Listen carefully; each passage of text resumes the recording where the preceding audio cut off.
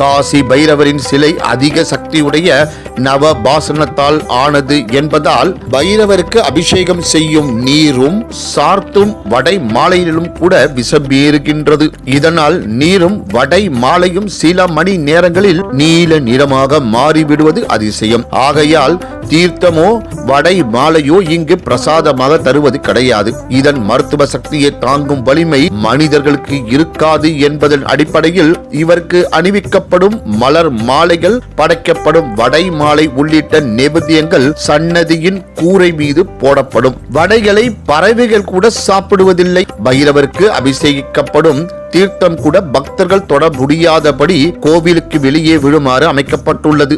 இந்த ஆலயத்தில் வன்னி மரம் தல விருட்சமாக இருக்கின்றது. இந்த பைரவருக்கு 2 முகங்கள் உண்டு. பைரவரின் பின்புற முகத்தை மனிதர்களால் காண முடியாது. அந்த முகத்தால் வன்னி மரத்தின் அடியில் வீட்டிற்கும் சனீஸ்வரருக்கு மட்டும் காட்சி தருவதாக ஐதீகம். இத்தலத்தில் சனீஸ்வரரை சிவ அம்சமாக பைரவரின் சீடராக கருதி வழிபடுகிறார்கள். வன்னி மரத்தின் அடியிலிருந்து அவர் பைரவரை எப்போதும் தரிசித்துக் கொண்டிருப்பதாக ஐதீகம். இவருக்கு பைரவர் பின்புறம் ஒரு முகத்துடன் காட்சி தருவதாக சொல்கிறார்கள். இவரை வழிபாடு செய்தால் சனி தோஷ நிவர்த்தி, பித்ரு சாபம், ஸ்திரீ தோஷம், சகல பாவம், நீண்ட கால நோய்கள் நீங்கும், அஷ்டமா சித்தி கிடைக்கும் என்கிறார்கள். பௌர்ணமி அன்று மாலையில் இவருக்கு சிறப்பு பூஜை நடைபெறுகின்றது என்று கூறி இந்த சிறப்பான ஆன்மீக பதிவை நிறைவு செய்கிறேன். நன்றி, வணக்கம், வாழ்க வளமுடன்.